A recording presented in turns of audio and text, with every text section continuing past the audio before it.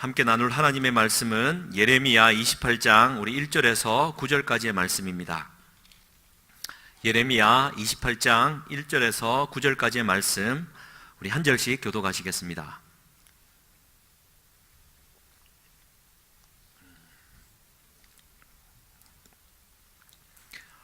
네, 성경 또 찾으실 분 찾아주시고요. 28장 1절에서 9절까지의 말씀 제가 먼저 1절 읽겠습니다. 그해 곧 유다왕 시드기야가 다스리기 시작한 지 4년 5째 달 기브온 앗술의 아들 선지자 하나냐가 여호와의 성전에서 제사장들과 모든 백성이 보는 앞에서 내게 말하여 이르되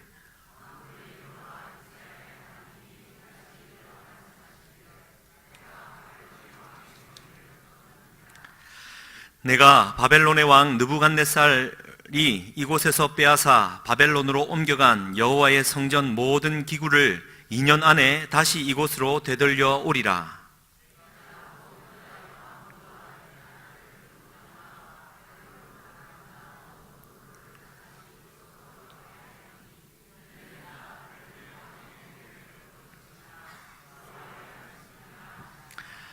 선지자 예레미야가 여호와의 성전에 서 있는 제사장들과 모든 백성들이 보는 앞에서 선지자 하나냐에게 말하니라.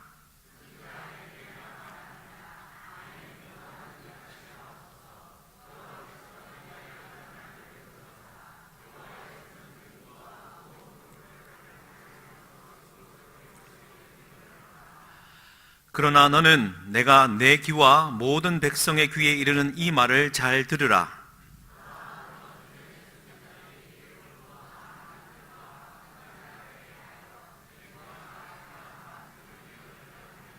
함께 읽겠습니다. 평화를 예언하는 선지자는 그 예언자의 말이 응한 후에야 그가 진실로 여호와께서 보내신 선지자로 인정받게 되리라. 아멘. 우리 3일밤 저녁이기도 하고 또 신년에 또 맞이하고 송구영신 예배 이후에 또한 하나님 전에 모인 사랑하는 성도님들께 하나님께서 크게 복 주시고 은혜 베푸시기를 주님의 이름으로 간절히 축원드립니다. 우리 자분들에게 이렇게 인사했으면 좋겠습니다. 새해 복 많이 그러니까 복은 받는 게 아니고요. 그러니까 기독교적으로 표현하면 우리가 복을 받을 존재가 되어야 되는 겁니다. 그래서 이렇게 인사했으면 좋겠습니다. 오늘 한 해 복 받을 만한 존재가 되시기를 축복합니다. 예. 복 받을 만한 존재가 되시기를 주님의 이름으로 간절히 축원드립니다.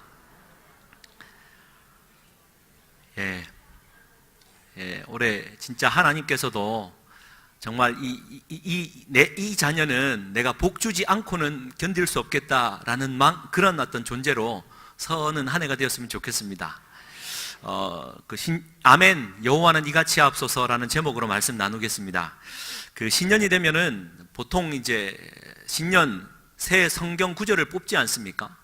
우리 교회는 그런 걸 안 하는 걸 참 저는 굉장히 다행으로 생각하고 또 감사하게 생각합니다. 왜냐하면 저는 개인적으로 이걸 참 좋아하지 않습니다. 수년 전입니다. 한 10년 전인 것 같습니다. 말씀을 이제 이전에 섬기던 교회에서 송구영신 때 이제 딱 뽑았는데 베드로전서 1장 7절을 뽑았습니다. 한번 읽어드리겠습니다. 너희 믿음의 확실함은 불로 연단하여도 없어질 금보다 더 귀하여 예수 그리스도께서 나타나실 때에 칭찬과 영광과 존귀를 얻게 할 것이니라. 여러분 제가 암송 못하고 있는 이유를 알겠습니까? 그때 이후로 이 구절을 별로 안 좋아하기 시작했습니다. 물론 예수 그리스도가 나타나실 때 칭찬과 영광과 존귀를 얻을 자가 되게 한다는 말은 좋지만 여러분 신년부터 불로 연단하여도 라는 말이 그러니까 딱 말씀을 받고 펼쳐보는 순간 그리 달갑지가 않았습니다. 누구나 다 마찬가지일 것 같습니다. 이 말씀 기왕 줄 거면 신명기 28장 6절 좋지 않습니까? 네가 나가도 복을 받고 들어와도 복을 받을지어다. 할렐루야. 이런 거 하나 딱 부비면 얼마나 좋습니까? 이왕 할 거. 그런데 보통 이 신년 성경 구절은요 대부분 다 긍정적입니다. 또 던질 수 있는 질문은 그러면 왜 심판이나 재앙의 말씀은 쏙 빼놓고 그런 것만 골라서 신년 말씀을 주느냐라는 질문이죠. 누군가는 재앙이나 심판의 말씀을 받아야 될 것 아닙니까? 여러분, 신년 성경 구절 개인적으로 싫어하는 이유는 마치 토정 비결 보듯 한 해를 점치는 것 같아가지고 굉장히 싫어합니다.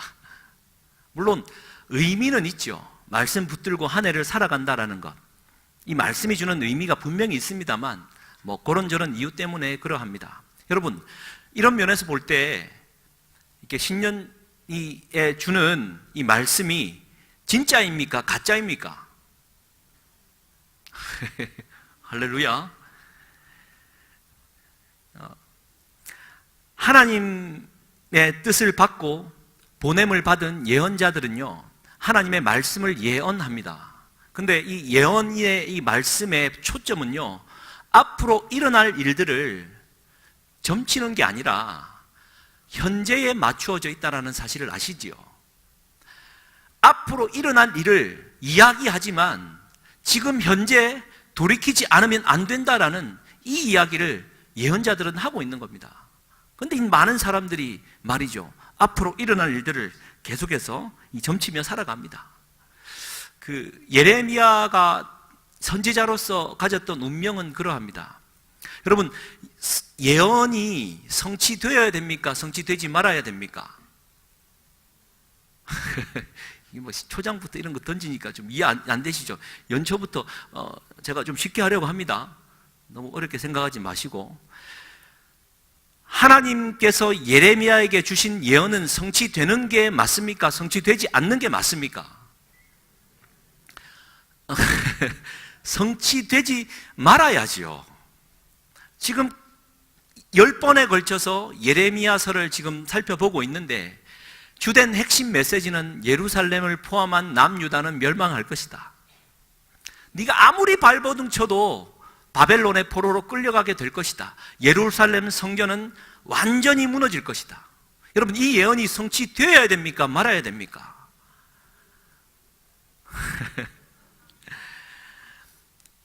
지금 하나님의 마음은요, 성취되지 않기를 바라고 계시는 것이죠.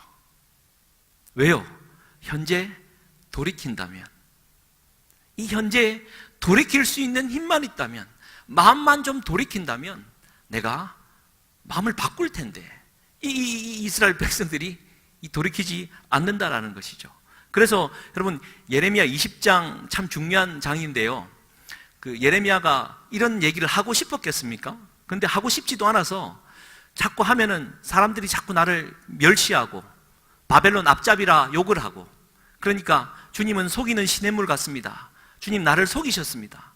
나는 전달하라고 하는 말을 전했는데 돌아오는 반응이 왜 이렇습니까? 그리고 예레미야가 말을 끊으니까 20장 29절 중요한 말이죠. 그때마다 주님의 말씀이 나의 심장 속에서 불처럼 타올라 뼛속에까지 타들어가니 나는 견디다 못해 항복하여 주님 앞에 말씀을 전합니다. 이게 선지자의 운명입니다. 여러분, 지금 예레미야가 예언하고 있는 이 시대적 당시는 기억하십니까? 요시야 왕 13년째, 기원전 약 627년경에 시작되었습니다. 요시야 왕의 아들이 몇 명이 있었습니까? 주여, 작년의 일이라고 3명이 있었습니다. 엘리야김, 여호아스, 마따니아. 근데 잠깐만 요약을 하면 이렇습니다. 요시야 왕이 8살에 왕이 되었다가 40살쯤에 무기또 전투에 나갔다가 애굽 왕 느고에게 죽어버립니다. 그러니 왕이 없으니까 사람들은 장남 엘리야김이 아닌 둘째 여호아하스를 왕으로 세우지요. 애굽 왕 느고가 와가지고 여호아하스 보니까 이거 자기에게 순종 안 하거든요. 데려가서 죽여버리고 대신해서 첫째 아들 엘리야김을 여호야김이라는 이름으로 왕위에 앉힙니다. 그리고 갔는데 북쪽에는 바벨론이 이제 느부갓네살 왕이 이제 쫙 떠올랐습니다. 내려와 보니까 이 여호야김은 애굽 왕과 함께 살았지 자기에게 저항을 하거든요. 그러니까 이 여호야김을 죽여버리고 여호야김의 아들인 여호야긴 왕을 왕위에 앉힙니다.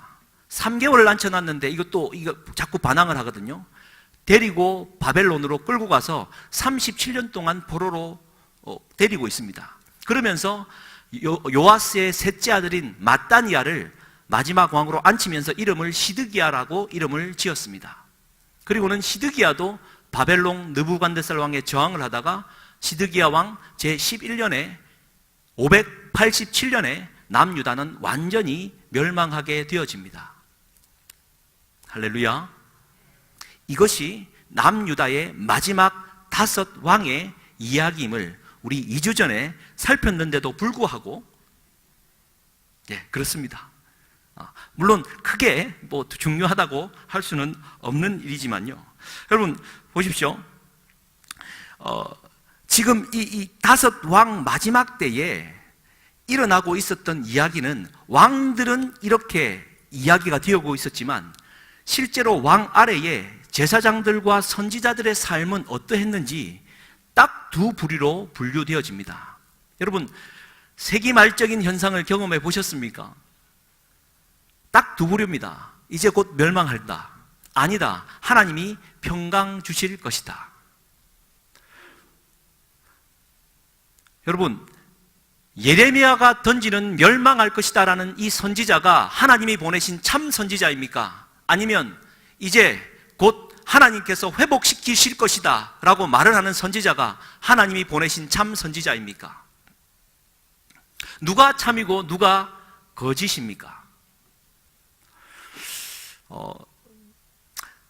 그렇지 않습니까? 아무리 세기말적인 현상이 발생하고 우리는 내일 우리나라가 어떻게 될지 모르고 살아가고 있는데 그래도 희망을 안고 살아가지 않습니까? 만약 제가 다시 한번 또 말합니다. 사랑하는 성도님들, 해운대 매일교회 오늘 사랑이 없어 서로 싸우고 다투고 살아가다가는 2달 후에 멸망합니다 라고 부르짖는다 칩시다. 그런데 저 밑에서 이성빈 목사가 다음 금요 예배에 올라와서 아닙니다. 하나님께서 평강을 주실 것입니다. 보십시오. 지금 애굽과 바벨론에 큰 왕권들이 있었지만 역사를 보십시오. 이집트를 썼지만 그들이 멸망했습니다. 하나님 우리에게 평강을 주실 것입니다. 위기에 처해 있지만 위기를 기회로 삼아 하나님께서 은혜 주심으로 우리는 살아날 것입니다. 2달 후에 훨씬 더 큰 은혜가 임할 것입니다 라고 말을 하면 여러분 누구를 따르겠습니까? 대놓고 그대로 얘기를 하시는구만요. 저라도 이성빈 목사를 따라가겠습니다. 지금 상황이요, 딱 선지자 2 부류가 등장을 합니다. 지금 멸망한다, 아니라 희망이 있다. 그게 지금 무슨 얘기냐면요, 그 예레미야 6장 14절, 8장 11절 말씀 한번 띄워주시겠습니까? 혹시 준비되었습니까? 없으면 제가 읽어드리겠습니다. 평강하다 평강하다 하나 평강이 없도다. 띄었네요. 같이 한번 읽겠습니다. 그들이 내 백성의 상처를 가볍게 여기면서 말하기를 평강하다 평강하다 하나 평강이 없도다. 지금 평강하다라는 사람이 있고 평강이 없다라고 말하는 예레미야가 있는 겁니다. 8장 11절입니다. 시작. 그들이 딸 내 백성의 상처를 가볍게 여기면서 말하기를 평강하다 평강하다 하나 평강이 없도다. 사랑하는 성도님들, 또 13장 12절 13절 말씀 같이 한번 읽겠습니다. 중요한 말씀이라. 시작. 그러므로 너는 이 말로 그들에게 이르기를 이스라엘의 하나님 여호와의 말씀에 모든 가죽 부대가 포도주로 차리라 하셨다 하라. 그리하면 그들이 내게 이르기를 모든 가죽 부대가 포도주로 찰 줄을 우리가 어찌 알지 못하리요 하리니 너는 다시 그들에게 이르기를 여호와의 말씀에 보라. 내가 이 땅의 모든 주민과 다윗의 왕위에 앉은 왕들과 제사장들과 선지자들과 예루살렘 모든 주민으로 잔뜩 취하게 하고. 여러분, 술 취해 보셨습니까? 할렐루야. 술 취해 보셨습니까? 술 취해 보면요, 기분 좋습니다. 그 어떠한 말도 위협으로 느껴지지 않습니다. 어중간하게 취하니까 싸우죠. 잔뜩 취하면요, 아무런 이만한 세계가 없는 줄로 믿습니다. 지금 세기 말이 다가왔고, 남쪽에서나 북쪽에서 나라를 삼키려고 강대국들이 일어났음에도 불구하고요, 백성들이 하는 말이 하나님 앞에 많은 헌물로 바치면 하나님께서 우리를 복 주셔서 지키실 것이다. 제사장들은 거기에 많은 재물과 포도주를 가져오는 것으로 말미암아 배가 불러 있는 상태입니다. 그래서 하는 말이 평강하다, 평강하다, 괜찮다, 하나님 앞에 헌물하시오, 하나님이 지켜줄 것입니다 말을 하고 있는 것입니다. 사랑하는 성도님들, 오늘 이 예레미야 28장을 대하면서요, 다시 한번 강조하고 싶은 말씀은, 하나님의 준엄한 말씀은요, 달고 오묘하게 우리에게 다가오는 게 아닙니다. 하나님의 말씀은요, 불편합니다. 하나님의 말씀은 우리의 마음을 아프게 합니다. 말씀이 달다고요, 배에 들어가 쓰게 되는 것이 하나님의 말씀입니다. 이미 하나님의 말씀을 받을 때 쓴 말씀을 받을 수 있는 힘이 있어야 되는 것이죠. 교회 와서 축복의 메시지만 하라고요? 그게 선지자로서, 제사장으로서, 목회자로서 할 도리는 아닙니다. 하나님의 말씀은요, 준엄합니다. 아주 칼날과 같아가지고 정말 하나님의 말씀이 살아있다면 여러분들이 말씀을 받을 때 가만히 있을 수 없다라는 것입니다. 예를 들어 볼까요? 요한복음 6장에 의하면 예수님이 이제 제자들을 불러서 사역을 하기 시작을 합니다. 근데 6장 60절에 이렇게 기록되어 있습니다. 제자 중 여럿이 듣고 말하되 이 말씀은 어렵도다, 누가 들을 수 있느냐 한데, 61절입니다. 같이 한번 읽겠습니다. 예수께서 스스로 제자들이 이 말씀에 대하여 수군거리는 줄 아시고 이르시되 이 말이 너희에게 걸림이 되느냐. 지금 앞선 말씀이 뭐냐면은, 너희는 내 살과 내 살을 먹고 내 피를 마시게 될 것이다 라고 말을 하는 겁니다. 전체적인 뉘앙스는 이해하기 힘들고 어려운 길을 갈 거다라는 이야기를 하고 있는 것이죠. 근데 이제 예수님을 따라가던 제자들이 이 말씀이 이해가 안 되고 어려운 겁니다. 여러분, 말씀이 어렵습니까? 당연한 겁니다. 이 말씀이 걸림돌이 되어집니까? 당연한 겁니다. 그 유려한 예수님의 가르침도 따르는 제자들에게 걸림돌이 되고 이해가 안 되는 어려운 것인데 하물며 우리겠습니까? 그래서요, 6장 66절 67절에 이렇게 기록되어져 있습니다. 그때부터 그의 제자 중 많은 사람이 떠나가고 다시 그와 함께 다니지 아니하더라. 여러분, 제가 예레미야 시작하면서 예언했습니다. 예레미야가 끝날 쯤에 여기에 몇 사람 남아있지 않을 것이라고 예언을 했습니다. 왜요? 예언이 틀리기를 바라는 마음에서. 말씀이 어렵습니까? 말씀이 걸림돌이 되어집니까? 그래서 이 말씀은 내가 받기 싫어해서 받지 않고 저 말씀을 취하십니까? 그래서 떠나십니까? 그래서 예수님이 67절에 이렇게 묻습니다. 예수께서 12제자에게 이르시되 너희도 가려느냐? 떠난 사람이 있습니다. 그런데 여러분들에게 묻습니다. 너희도 가려느냐? 너희도 가려느냐? 그 말씀에 베드로가 나서지요. 주님, 영생의 말씀에 주께 있사오니 내가 어디로 가리이까? 할렐루야. 주여, 영생의 말씀이 여기 있는데 내가 어디로 가겠습니까? 여러분, 저는 이 구절을 대하면서 참 베드로를 높이 평가합니다. 베드로는요, 이때부터 이미 알았어요. 예수님이 아주 험한 쌍소리를 많이 하신다라는 거. 강하게 비판하는 소리를 자주 하신다라는 거. 그래서 여러분, 그 예수님 마지막 어디야?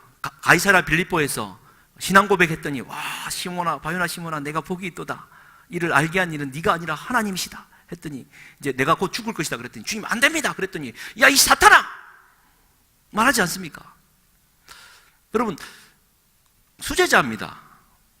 3년을 따라다녔습니다.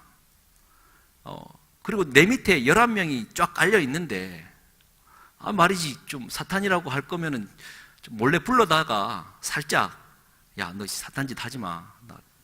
너 얼굴 봐가지고 내가 불러서 따로 얘기한다. 이렇게 해주면, 잘못했습니다, 예수님. 네, 한번 고치겠습니다. 하고, 면이라도 설 텐데, 이 11제자들 다 앉혀놓고 말이지, 사탄이라고 말하니, 수제자로서 들을 얘기입니까? 감히 나에게 사탄이라고? 확 막 때려치우고 막 가버릴까? 그럴 수도 있는 것 아닙니까? 늘 그렇게 생각합니다. 근데 베드로는요, 이 영생의 말씀이 여기 있사오니 내가 어디로 가리이까? 이미 이때부터 예수님이 한 번씩은 막 확 돌아가지고 험한 소리도 하신다라는 것 알았던 것 같아요. 그러니까 말에 상처를 안 받는 것 같아요. 사탄아! 예수님 또 저런다. 또 저런다. 그리고 비록 나중에 부인하지만 제자들은 다 도망갔지만 그래도 그 횃불, 불까지 따라가지 않습니까? 전 베드로 상당히 높이 평가합니다. 사랑하는 성도님들, 말씀이 때로는 달게 느껴지십니까? 아니요. 말씀이 때로는 너무나도 받아들이기 힘든 말씀입니까? 저주의 말씀이 내게 주어집니까? 멸망의 말씀이 내게 선포되어집니까? 그건 죽이기 위함이 아니라 현재를 바꾸시기 위한 하나님의 신년성의 말씀입니다. 그렇게 받을 수 있는 힘이 있어야죠. 지금 예레미야가 멸망한다라고 선포하고 있고, 하나냐라는 선지자가 지금 28장에 등장해서 아니다, 괜찮다, 2년 있다가 하나님께서 돌이켜 주실 것이다 라는 이야기를 지금 해주고 있는 것이죠. 28장 말씀 우리 한번 보십시다. 다시 한번 보시면 이렇습니다. 28장 1절에 유다왕 시드기야가 다스린 지 약 4년입니다. 여러분, 시드기야가 이제 마지막 왕입니다. 그러니까 멸망 7년 전의 일이죠. 4년이라고 하면. 그때 이제 선지자 하나냐가 제사장들과 백성 앞에 보는 앞에서 예레미야를 불러다 놓고 지금 이야기를 하는 겁니다. 2절입니다. 만군의 여호와 이스라엘의 하나님이 이같이 일러 말씀하시기를 내가 바벨론의 왕의 멍에를 꺾었다. 3절입니다. 내가 바벨론의 왕 느부갓네살이 이곳에서 빼앗아 바벨론으로 옮겨간 여호와의 성전 모든 기구를 몇 년 안에요? 2년 안에 다시 이곳으로 되돌려 놓으리라. 4절입니다. 내가 또 유다왕 여호야김의 아들 여고니야, 이 여고니야가 여호야긴 왕입니다. 그러니까 잡혀가서 37년 동안 복역하다 되돌아온 왕이죠. 여고냐와 바벨론으로 간 유다 모든 포로를 다시 이곳으로 돌아오게 하리니 이는 내가 바벨론의 왕의 멍에를 꺾을 것임이라 여호와의 말씀이니라. 할렐루야. 야, 이 정도로 말을 하면, 아까 처음으로 돌아가면 이성빈 목사님이 올라와서 이것은 여호와의 말씀입니다. 2달 있으면 우리 교회에 큰 부흥이 있고 평안할 것입니다. 여호와의 말씀입니다 라고 지금 말을 하고 있는 것입니다. 얼마나 권위가 있고 희망과 소망을 주는 말씀입니까? 그런데 이것이 진짜입니까? 하나냐가 지금 우리는 가짜인 줄 알고 듣고 있지만 그 당시 상황 속에서 하나냐가 백성들에게 진짜였겠습니까? 예레미야가 진짜였겠습니까? 다시 한번 강조합니다. 하나님의 말씀은 희망과 소망을 주는 것이 아니라 오히려 잘못된 삶을 살고 있는 우리의 삶을 돌이키기 위한 멸망과 재앙의 말씀임을 기억해야 할 것입니다. 그런데요, 누가 진짜냐라는 말에 있어서 신명기 18장 21절 22절에 모세오경에 분명하게 말씀하였습니다. 뭐라고 기록되어 있냐면요, 21절에 네가 마음속으로 이르기를 그 말이 여호와께서 이르신 말씀인지 우리가 어떻게 알리요 하리라. 그때 22절입니다. 같이 한번 읽겠습니다. 만일 선지자가 있어 여호와의 이름으로 말한 일에 증언도 없고 성취함도 없으면 이는 여호와께서 말씀하신 것이 아니요 그 선지자가 제 마음대로 한 말이니 너는 그를 두려워하지 말지니라. 아멘. 보십시오. 이 말씀 좀 띄워주십시오. 이 말에 의하면 하나님의 말씀이 던져지고 난 다음에 두 번째 줄이죠, 증험이 있어야 됩니다. 경험적으로 증명이 되어져야 되고 성취함이 있어야지만 이 예언이 분명하다라는 사실을 알게 된다라는 것이죠. 근데 이 말씀이 떨어지고 바로 이게 증명이 되어집니까? 그렇지 않지 않습니까? 그래서 좀 이 시간이 필요한데요, 여기에서 정말 중요한, 너무나도 중요한 사실이 벌어집니다. 진짜 선지자와 가짜 선지자의 태도가 어떠한지가 너무 중요하지요. 증언도 없고 성취함도 없이 그 때를 기다려야 한다면 과연 진짜 하나님이 보내신 선지자는 어떠한 태도를 취하느냐, 여기에 정말 중요한 메시지가 숨어 있습니다. 보십시오. 하나냐는 끝까지 이것은 여호와께서 내게 주신 말씀이다라는 말을 버리지 않습니다. 근데요, 예레미야 28장 6절 말씀 한번 띄워주십시오. 같이 한번 읽겠습니다. 시작. 선지자 예레미야가 말하니라. 아멘. 여호와는 이같이 하옵소서. 여호와께서 내가 예언한 말대로 이루사 여호와의 성전 기구와 모든 포로를 바벨론에서 이곳으로 되돌려 오시기를 원하노라. 여러분 보이십니까? 아멘. 여호와는 이같이 하옵소서. 예레미야도 똑같은 마음인 거죠. 예레미야도 민족이 살았으면 좋겠습니다. 근데 끊임없이 주는 하나님의 메시지는 멸망과 절망뿐이거든요. 나라고 어떻게 위로하고 축복하는 말을 안 하고 싶은가? 그런데 그게 아니라는 말씀입니다. 아멘. 여호와는 이같이 하옵소서. 네 말대로 이루어 주시기를 바라노라. 여러분 모르겠습니다. 저 장로교에서는 하나님께 이제 꿈으로 이렇게 계시를 말씀을 받는 경우가 극히 많지 않아서 이제 저 그런 경험이 많이 없지만 우리 순복음 교회 와서는 좀 이런 계시들이 좀 많은 것 같습니다. 할렐루야. 어쨌든 이 성령을 강조하면서 주님과 소통하는 일에 조금 특화되어 있기 때문인 것 같습니다. 여러분 그런 경험 있지 않습니까? 없습니까? 그건 순복음교회 아닙니다. 꼭꼭 음성 한번 들어보십시오. 아주 감동적입니다. 말씀 주실 때 짱 예수님, 하나님, 성령 하나님 진짜 멋있는 분이세요. 저도 그런 경험들이 수차례 있었는데요. 지금 보십시오. 그러면 하나님의 계시와 말씀과 지혜가 이 사람에게도 임하고 저 사람에게도 임합니다. 그렇지 않습니까? 근데 때로는 이 사람에게 임한 말씀과 저 사람에게 임한 말씀이 정반대일 가능성도 존재하지 않겠습니까? 그러면 나는 하나님께 직접 받은 계시의 말씀이니 너에게 하나님이 그러한 말씀을 하실 리 없다라고 너는 가짜다 말할 수 있지 않겠습니까? 이해되시겠습니까? 그러면 서로가 서로에게 대하여 네가 받은 말씀이 가짜다, 내가 받은 말씀이 진짜다 하며 왈가왈부 실갱이하지 않겠습니까? 누가 진짜입니까? 누가 진짜 하나님이 보내신 선지자입니까? 여러분, 진짜 하나님의 사람은요,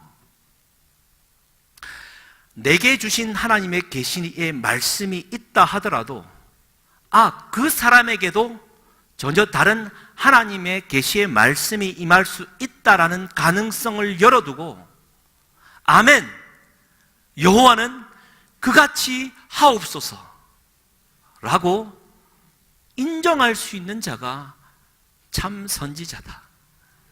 여러분, 이 예레미야 27장, 28장 이야기를 보면서요, 진짜 오늘날 우리가 다투고 싸우고 있는 이 원인을 잘 분석해 보아야 합니다. 나만 진리의 말씀을 담고 있습니까? 나만 올곧게 살아가고 있습니까? 아닙니다. 저 사람도 나와는 다른 가치관에서 올곧게 살아갈 수 있는 자임을 인정하는 자가 참된 하나님이 보내신 자다라는 말씀이죠. 이게 브레바드 차일즈라는 신학자가 예레미야의 태도에 대해서 분석한 내용입니다. 예레미야는 하나님이 분명히 내게 말씀했다고 고집을 부리지 않았습니다. 하나님이 나를 통해 멸망을 말씀하셨으므로 너를 통해 그와 다른 말씀을 하실 수 없다라고 말하지 않았습니다. 오히려 하나님이 다른 목적을 갖고 계실 가능성을 가지고 있었습니다. 사랑하는 성도님들, 우리가 교회 생활하면서요, 서로를 인정할 줄 알아야 됩니다. 유 목사는 맨날 저주 설교하고, 저 목사는 맨날 축복 설교하고, 그런 겁니다. 제가 서롱도님들을 싫어해서 그러겠습니까? 우리가 이 시대에 이 예레미야 말씀을 다시 한번 상고하면서요, 번영과 포도주로 취해 있는, 하나님의 말씀으로 취해 있는 우리의 삶을 정신을 똑바로 차리고 한번 점검해 보자라는 겁니다. 그래서 28장 7절 말씀에 예레미야가 뭐라고 말씀한 줄 아십니까? 이렇게 말을 합니다. 7절 말씀 한번 띄워주십시오. 그러나 너는 내가 내 귀와 모든 백성의 귀에 이르는 이 말을 잘 들으라. 여러분 성경에요, 내가라는 이 부분을 막 동그라미 많이 쳐놓으셔야 됩니다. 여러분, 하나님의 말씀을 전하면서 감히 내가라는 말을 써요? 맞습니다. 지금 예레미야는 자기 얘기를 하고 있는 겁니다. 아멘. 주 여호와는 이같이 하옵소서. 돌아가는 상황을 보니 정말 그럴 상황은 전혀 없지만 이건 내가 하는 말이다 라는 말로 지금 이야기를 하고 있는 겁니다. 예레미야는 결코 여호와의 말씀이다라고 견고하게 서서 하나님의 말씀을 선포하고 있는 하나냐에 대해서 나도 하나님이 내게 말씀하셨다라고 저항하는 것이 아니라, 아니, 이건 내 말인데 정말 그리 됐으면 좋겠다. 근데 그게 아니다 라는 이야기를 지금 하고 있다라는 것이죠. 그래서 28장 11절에 의하면 이렇게 기록되어 있습니다. 같이 한번 읽겠습니다. 모든 백성 앞에서 하나냐가 말하여 이르되 여호와께서 이같이 말씀하시니라. 내가 2년 안에 모든 민족의 목에서 바벨론 왕 느부갓네살 왕의 멍에를 이와 같이 꺾어버리리라 하셨느니라 하매 선지자 예레미야가 자기의 길을 가니라. 이 뭐냐면은요, 줄과 멍에를 갖고 와가지고 예레미야 선지자 보는 앞에서 멍에를 딱 끊어버린 겁니다. 상징 행위를 한 거예요. 그걸 보는 순간 이스라엘 백성들도 와, 그렇지 라고 말을 하는 겁니다. 2년 안에, 그것도 2년 안에, 아주 구체적입니다. 여러분, 이단들 조심하십시오. 아주 구체적으로 다가옵니다. 그렇게 말을 했는데 선지자 예레미야가 어떻게 했습니까? 자기의 길을 가니라. 자기의 길을 가니라. 이 부분도 여러분 동그라미 많이 쳐놓으셔야 됩니다. 하나냐는 예레미야에게 싸우자라고 달려듭니다. 야, 네가 진짜인지 내가 진짜인지 한번 해보자. 나도 말씀 받았다. 싸우자 하는데, 여러분, 예레미야는 내 바램을 이야기하고 자기의 길을 갔습니다. 사랑하는 성도님들, 저는 연말에 우리 목사님의 말씀에 진짜 좀 많은 감동은 있었습니다. 물론 모두가 감동을 받았겠지만, 내가 천사의 말은 하지 못한다 해도 사랑은 할 수 있잖아요. 믿음이나 소망 다 좋지만, 다 있지만 그 중에 제일은 사랑인데, 사랑은 할 수 있잖아요. 그래야 될 것 같습니다. 2018년도에는요 싸움이 없는 교회가 되었으면 좋겠습니다. 용서와 사랑만 있었으면 좋겠습니다. 하나님은 각자에게 말씀하시고 계시하십니다. 그 부분에 대해서 인정하고 나는 나의 길을 걸어갈 수 있는 자가 되었으면 좋겠습니다. 우리 이제 지난 제가 월요일 날 월화수 아이들 15명 데리고 김해 수양관에 학가다 캠프를 갔다 왔습니다. 막 연초에 막 힘드는데 또 이 길을 왜 갔는가 막 그런 생각도 하면서 막 이렇게 2박 3일간 보냈는데요. 여러분, 마가복음 1장을 이제 아이들 암송시켰는데요. 다 하지는 못했습니다만 그래도 많이 외웠습니다. 여러분, 질문 하나 드립니다. 예수님이 오셔서 제일 처음으로 치유하신 사람은 어떤 사람일까요? 모르시죠? 막 성경을 많이 보지만 또 생각하십니다. 귀신 들린 사람입니다. 아이들 앉혀놓고, 얘들아, 예수님이 왜 귀신 들린 사람을 제일 먼저 치유했을까? 이 세상에는 귀신 들린 인간이 너무나도 많단다. 귀신이 어떻게 역사하는 줄 아느냐? 예를 들어보자. 너희들, 여러분, 바베큐를 했는데 이놈의 아이들이 고기가 좀 부족했습니다. 삼겹살을 구워놓으면 한 10줄 구워놓으면 잘라놓으면 하여튼 30개, 40개 되는데 쪼름이 서가지고 젓가락만 들고 있습니다. 야, 질서 있게 하나씩 집어라. 예. 갖다 놓으면 짝짝짝짝짝짝짝짝짝. 이 유치원생도 있는데 그거 안 한 것도 없습니다. 그래 놓고는요 하는 말이, 쟤는 4개 먹었는데요. 너는 그 4개 먹는 걸 세고 있는 동안 안 먹고 뭐 했노? 막 시기하고 질투하는 겁니다. 그 고기를 풍성히 가져갔으면 모르는데 이렇게 간당간당 하니까 막 싸우는 겁니다. 얘들아, 시기하는 마음이 들어갔을 때 사단은 그 마음을 틈타 악한 영이 역사하여 네 마음을 사로잡는다. 미움이 생기고 막 싸우려고 할 때, 막 저 사람을 때리고 싶을 때 네 마음을 절제하지 못하면 그 마음을 악한 영이 틈타 사로잡아 버린다. 그래서 그 사람은 자기가 귀신 들린지도 모른 채 악한 영에 사로잡혀 살아가는 거란다. 핸드폰 많이 하느냐? 핸드폰에 마음을 빼앗기고 있다가는 귀신이 그 마음을 붙잡아서 할 것이다. 지금 목사님이 귀신 들린 것 같으냐 안 했냐? 너 지금 귀신 들렸어 안 들렸어? 막 겁을 줘가면서 귀신 들리지 않으려면 절제해야 된다. 예배 시간 빨리 끝나지 않나? 언제 끝나나? 막 게으름 피고 있는 사람들 나 안다. 사탄이 그 마음을 잡아 귀신 들어간다. 겁을 좀 줬더니요, 애들이 정말 말씀을 잘 듣고, 할렐루야, 애들은 좀 겁을 줬습니다. 네? 사랑하는 성도님들, 아이들만 이겠습니까? 악한 영은요 오늘날 우리들의 마음을 틈탑니다.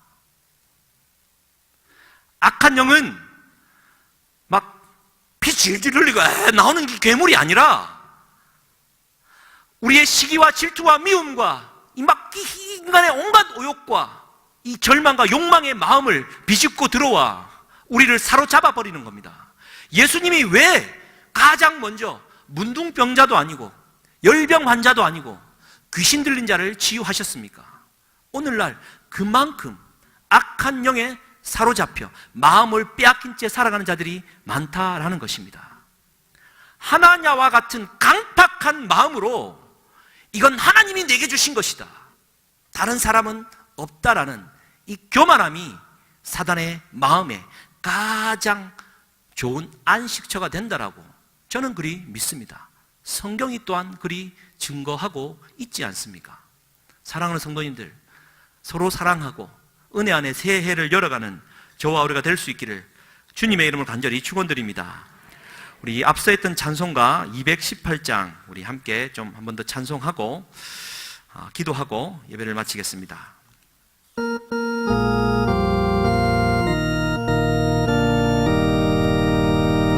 내 마음과 정성을 다하여서 주 너의 하나님을 사랑하라. 내 몸을 아끼고 사랑하듯 형제와 이웃을 사랑하라. 주께서 우리에게 명하시니 그 명령 따라서 살아가리. 널 미워 해치는 원수라도 언제나 너그럽게 사랑하라. 널 비판하는 자 위에서도 진실한 마음으로 복을 빌라. 주께서 우리에게 명하시니 그 명령 따라서 살아가리. 나 항상 주님을 멀리하고 형제를 사랑하지 못하였다. 그러한 죄인까지도 사랑하신 주님, 이러한 죄인을 사랑하사 주님께서는 친히 못 버려 그 사랑을 증명해 주셨습니다. 못 버려 죽으셨다. 소재의 큰 사랑 받은 이모 내 생명 다 바쳐 충성하리. 우리 함께 기도하기를 원하는 것은 한 해 동안 사랑하며 살겠습니다. 송구 영신 예배를 통해 담임 목사님을 통해 허락하신 말씀처럼 사랑하며 살겠습니다. 예레미야 선지자처럼 진짜 선지자의 모습으로 살아가기를 소망합니다. 아멘. 여호와는 이같이 하옵소서. 남을 인정하며 아버지 용납하는 자가 되게 하여 주시옵소서. 우리 주여 한번 부르짖고 기도하시겠습니다. 주여, 살아계신 하나님 아버지여 감사합니다. 하나님의 뜻 가운데에 아버지 하나님 새해를 맞게 하시니 감사합니다. 예레미야 선지자가 선지자 하나냐의 아버지 하나님 거짓된 진술에도 불구하고 아버지 하나님 아멘 여호와는 이같이 하옵소서 인정하며 나아갔듯이 하나님 아버지 앞에 여러 가지 가능성을 열어두고 내 마음을 사랑으로 포용하는 자가 되게 하여 주시옵소서. 하나님의 신실한 믿음 안에 살아가기를 소망하오니 주여, 오늘 이 결단하는 이 결단이 아버지 하나님 한 해 동안 이어지게 하여 주시옵소서. 때로는 하나님의 말씀이 걸림돌이 될 때가 있사온데 아버지 하나님 말씀으로 아멘으로 받게 하여 주시고 현재의 나의 모습을 되돌아보며 하나님의 사랑으로 거듭날 수 있도록 주님 축복하여 주시옵소서. 하나님 감사합니다. 주님 영광 가운데 임하여 주시옵소서. 사랑하며 살겠습니다. 한 해 동안 더욱더 큰 사랑으로 살겠으니 주님 은혜 가운데 역사하여 주시옵소서. 우리 한 가지 더 기도하겠습니다. 우리 담임 목사님을 위해서 기도하십시다. 하나님 2018년도 일어나라 하나님 걸어가라라는 말씀으로 하나님 한 해를 출발합니다. 목사님이 먼저 선봉에 섰습니다. 서울에 올라가 2번의 집회를 마치고 돌아왔습니다. 영육간의 새 힘을 얻고 왔는데 더욱더 힘을 더하여 주셔서 주의 몸된 교회가 일어나 비상하며 세계로 열방으로 나아갈 수 있는 동력을 얻을 수 있도록 우리 목사님을 축복하여 주시고 주의 몸된 교회에 새 힘을 허락하여 주시옵소서. 다시 한번 주여 부르짖고 기도하시겠습니다. 주여, 살아계신 하나님 아버지여 감사합니다. 신년을 맞이하면서 우리 목사님을 써주시니 감사합니다. 아버지는 서울에서 집회를 2번에 걸친 마치고 강건하게 돌아와 다시 한번 일상으로 돌아오게 하시니 감사합니다. 앞으로 나라와 민족과 세계 열방을 위해 귀하게 쓰임받을 수 있도록 육체의 건강을 허락하여 주시고 체력을 허락하여 주시고 영육간의 힘을 더하여 주시고 무엇보다 사랑의 원자탄을 더하여 주셔서 성도를 사랑하며 교회를 사랑하며 나라와 민족을 품을 만한 하나님의 사랑의 사도가 되게 하여 주셔서 하나님 이 시대에도 귀하게 쓰임받는 예레미야의 참 선지자와 같은 모습으로 서게 하여 주시옵소서. 하나님 우리의 성도들의 기도를 들으신 줄 믿습니다. 주의 몸된 교회도 그렇게 이루어 나가 주시옵소서. 하나님 감사합니다.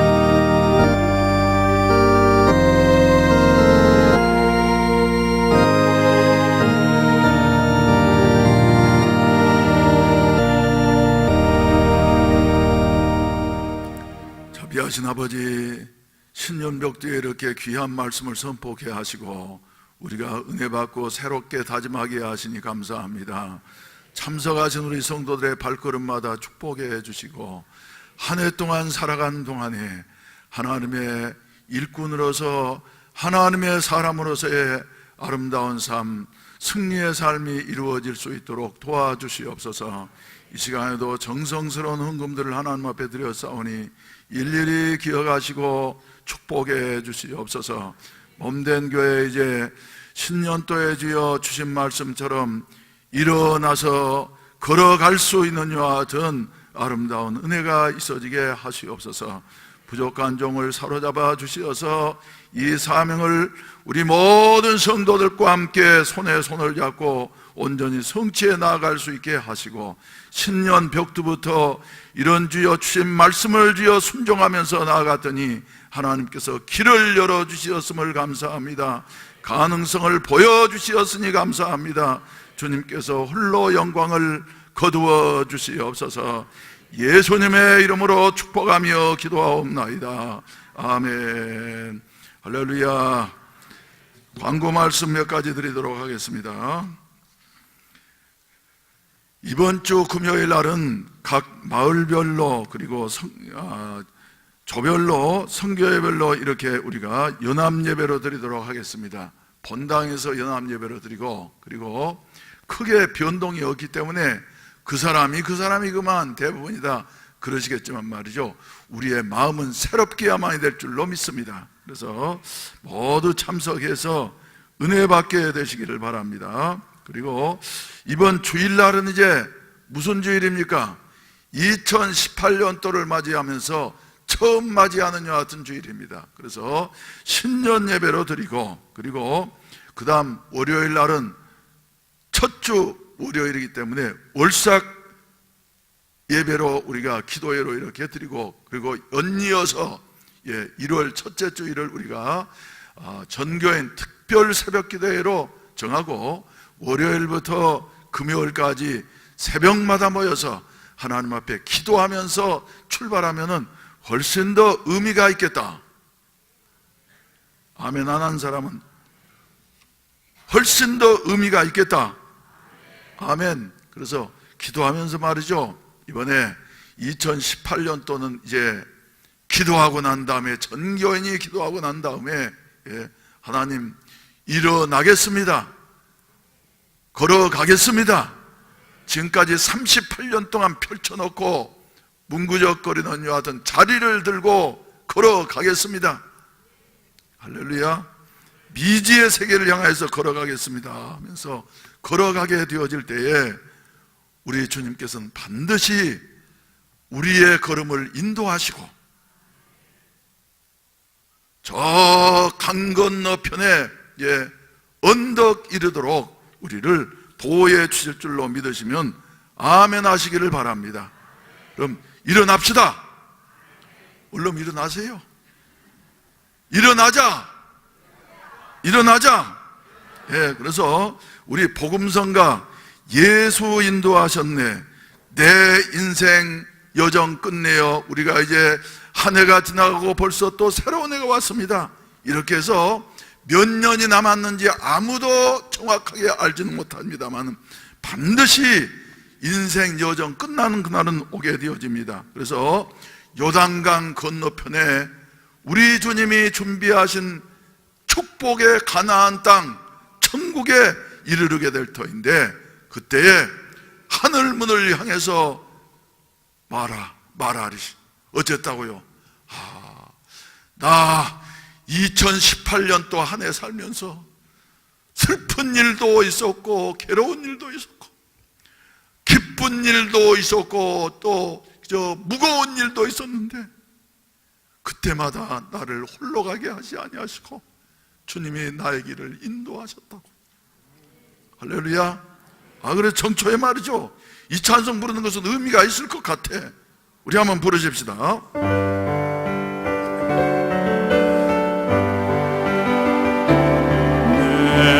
인생 여정 끝내요 강 건너 언덕 이를 때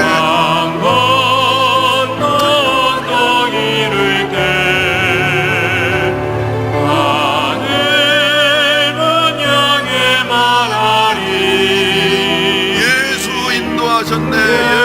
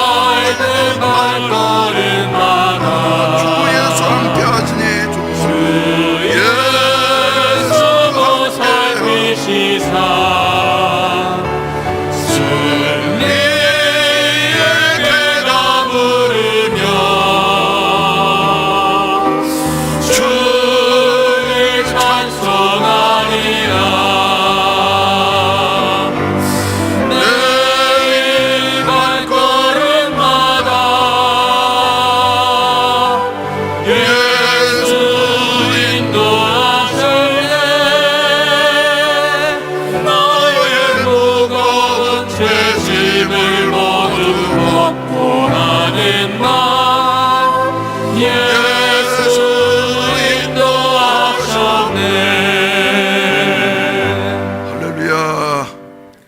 2018년도 신년 벽두부터 우리에게 들려오는 소리는 참 그 충격적인 소리. 이 민족의 앞길이 어떻게 되어질 것인가 하면서 마음 무거운 여하튼 마음으로서 그래 잘 되어졌으면 좋겠다, 잘 되어질 수도 있겠다 하는 여하튼 생각이 저는 오늘 또 만감이 교차하게 되어집니다. 그러나 분명한 것은 주님이 인도하시면은 주님이 인도하셔야만이, 할렐루야, 민족이 하나가 되어지고 긴장이 완화되어지고 세계가 이 코리아 반도를 향해서 집중하고 있는데 오히려 관심으로 바뀌어지게 되어져서 세계를 향한 문이 열려질 수 있는 여와 같은 길이 열릴 수도 있겠다 하는 이런 생각을 갖게 되어집니다. 그러나 분명한 것은 우리의 가야 할 곳은 저 시온성, 할렐루야. 지금부터 40수년 전 제가 주문진에 있을 때에 서울에서부터 한 선교팀이 왔습니다. 그때 말이죠, 와가지고 한 사람이 거기에 있는 선결교에서 그 집회를 했는데 나와가지고 특성을 하나 하는데, 이 사람은 어떤 사람이었냐 하면은 서울대 음대를 졸업한 사람이에요. 그런데 자기가 서울대학교 음대를 다닐 때에 좀 재주가 있는 사람들은 그 당시에 폐병 많이 다 걸렸잖아요. 폐병 걸려가지고 다 죽게 되어졌는데, 의사 선생님도 살지 못한다고 했는데, 그때 자기도 이제 내 인생은 젊은 나이에 날개를 펼쳐보지 못하고 이렇게 끝나는가 했는데, 주님께서 찾아오셔서 너는 세상에 미련을 두지 말고 천국에 미련을 두라 하면서 말이죠. 내가 그래서 그때부터 이 찬송을 좋아합니다 하면서 불렀는데 말이죠, 얼마나 감동을 받았던지 3, 4년 지나간 오늘날까지도 내 마음속에 남겨 있습니다. 어떤 찬송일까요? 오늘 한번 불러봅시다. 우리도 아는 찬송. 저 멀리 배는 나의 시온성, 오 거룩한 것 아버지지. 내 사모하는 집에 가고자 한밤을 새웠네. 저 망망한 바다 위에 이 몸이 상할지라도, 이 몸이 고날지라도, 오늘은 이곳 내일은 저곳 주 복음 전하면서 살리라. 불 끄고 우리 부르고 난 다음에 기도하시고 돌아가겠습니다.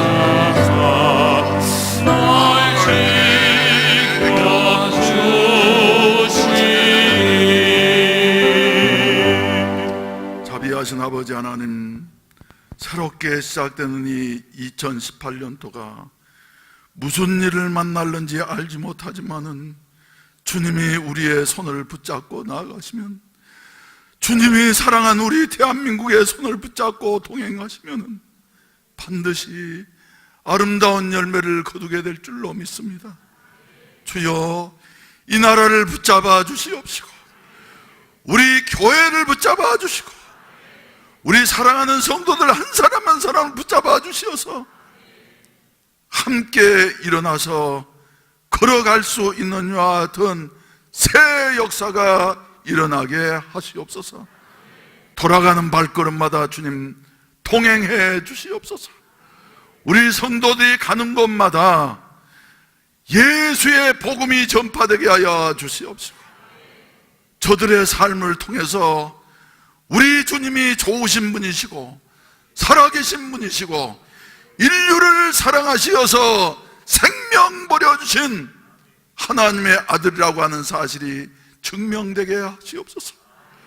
가난한 우리 성도들 하나님의 은혜로 말미암아 넉넉하게 하시어서 주님이 축복하셨다고 하는 같은 사실이 증거되게 하여 주시옵소서.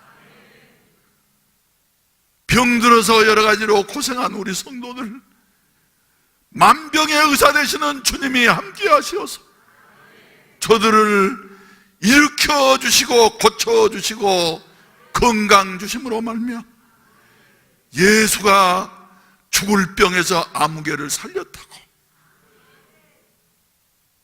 분명히 주님이 증거되는 이와 같은 아름다운 증인으로서의 삶이 있어지게 하시옵소서. 현대인들은 말로 예수 믿지 않습니다. 어떠한 프로그램으로 예수를 믿지 않습니다. 성령이 역사하시어서 자기들이 할 수 없는 일이 일어나게 되어질 때에, 하나님만이 하실 수 있는 일이 일어나게 되어질 때에 놀라게 되어지고 주님 앞에 거꾸러지게 되어지고 복음 앞에서 항복하고 예수 그리스도를 구원의 주님으로 하나님의 아들로 받아들일 수가 있사오니 주여, 우리는 우리의 전하는 것이 말이나 어떤 다른 것이 아니라 오직 예수 그리스도의 십자가의 복음으로서만 증거될 수 있는 이런 증인들이 되게 하여 주시옵소서. 가난한 자도 병든 자도 약한 자도 여러 가지로 묶여있는 자들도 주여 예수 이름으로 다시 해방을 받고 일어서 앞으로 전진하게 하여 주시어서 주님의 이름을 확실하게 증거할 수 있는 초대교회의 역사가 해운대 매일교회 2018년도에도 일어나게 하시옵소서. 기도하고 돌아가는 발걸음마다 주님 동행하시고 승리케 하시옵소서. 예수님의 이름으로 기도하옵나이다. 아멘. 하늘에 계신 우리 아버지여, 이름이 거룩히 여김을 받으시오며 시며 뜻이 하늘에서 이룬 것 같이 땅에서도 이루어지이다.